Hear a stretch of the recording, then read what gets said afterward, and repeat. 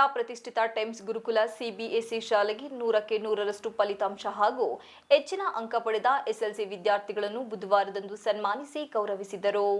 ಇದೇ ವೇಳೆ ಟೈಮ್ಸ್ ಗುರುಕುಲ ಸಿಬಿಎಸ್ಇ ಶಾಲೆಯ ಅಧ್ಯಕ್ಷರಾದ ಎಬಿ ಸುರೇಂದ್ರ ಕುಮಾರ್ ಮಾತನಾಡಿ, ಈಗಾಗಲೇ ಸಿಬಿಎಸ್ಇಯ ಎಸ್ಎಲ್ಸಿ ಫಲಿತಾಂಶ ಬಂದಿದ್ದು, ನಮ್ಮ ಟೈಮ್ಸ್ ಗುರುಕುಲದಲ್ಲಿ 100ಕ್ಕೆ 100ರಷ್ಟು ಫಲಿತಾಂಶ ಬಂದಿದ್ದು, ಈ ಶಾಲೆಯಲ್ಲಿ ಓದುವ ಮಕ್ಕಳಿಗೆ ಎಜುಕೇಷನ್ ಜೊತೆಗೆ ಎಲ್ಲ ಆಟೋಟ ಚಟುವಟಿಕೆಗಳಿಗೂ ಕೂಡ ಪ್ರಾಮುಖ್ಯತೆ ಕೊಡುತ್ತಾ ಬಂದಿದ್ದೇವೆ ಎಂದರು. ನಮ್ಮ ಟೈಮ್ಸ್ ವಿದ್ಯಾಸಂಸ್ಥೆಗಳು ಹಾಸನ ಜಿಲ್ಲೆಯಲ್ಲಿ ಉನ್ನತ ಮಟ್ಟದಲ್ಲಿ ವಿದ್ಯಾಭ್ಯಾಸ ಕೊಡುತ್ತಾ ಬಂದಿದೆ. ಟೈಮ್ಸ್ ಗುರುಕುಲ ಸಿಬಿಎಸ್ಇ ಶಾಲೆಯ ಪ್ರಾಂಶುಪಾಲೆ ಶೈಲಾ ರೈ ಮಾತನಾಡಿ, ಈಗಾಗಲೇ ಎಸ್ಎಲ್ಸಿ ಪರೀಕ್ಷೆಯ ಫಲಿತಾಂಶ ಬಂದಿದ್ದು, ಈ ಅಂಕಗಳು ಕೆಲವೊಂದಕ್ಕೆ ಮಾನದಂಡ ಅಷ್ಟೇ.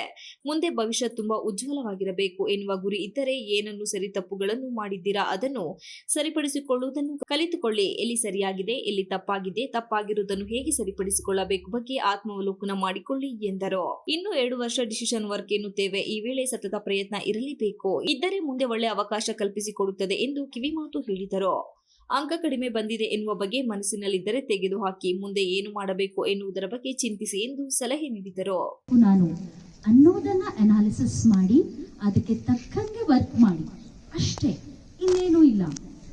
ಇನ್ನೊಂದು 2 ವರ್ಷ ಏನು ಡಿಸಿಷನ್ ಮೇಕರ್ ಅಂತ ಅಂತೀವಿ, 2 ವರ್ಷಗಳ ಕಾಲ ಸತತ ಪ್ರಯತ್ನ ನಿಮ್ಮಲ್ಲಿ ಇರಲೇಬೇಕು.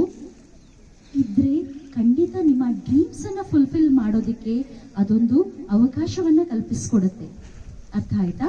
ಸೊ ಈಗ ಏನಿದೆ ಅಟ್ ಪ್ರೆಸೆಂಟ್ ನಿಮ್ಮಲ್ಲಿ ಏನಾದರೂ ಮಾರ್ಕ್ಸ್ ಕಮ್ಮಿ ಬಂತು ಅಂತ ಏನಾದರೂ ಇದ್ರೆ ಅದನ್ನ ಮನಸ್ಸಿಂದ ತೆಗೆದು ಹಾಕಿ ಮುಂದೆ ಏನು ಮಾಡಬೇಕು ನಾನು ಅದನ್ನು ಯೋಚನೆ ಮಾಡೋದು ನಿಮ್ಮ ಕೈಯಲ್ಲಿರೋದು. ಓಕೆ? ಆ್ಯಂಡ್ ಟು ಆಲ್ ಕಾರ್ಯಕ್ರಮದಲ್ಲಿ ಮಕ್ಕಳಿಗೆ ಸಿಹಿ ಹಂಚಲಾಯಿತು. ಇದೇ ವೇಳೆ ಶಾಲೆಯ ಶಿಕ್ಷಕರು ಹಾಗೂ ಸಿಬ್ಬಂದಿ ವರ್ಗದವರು ಉಪಸ್ಥಿತರಿದ್ದರು. Srinivas, TV 46 Malenadu news, Hassan.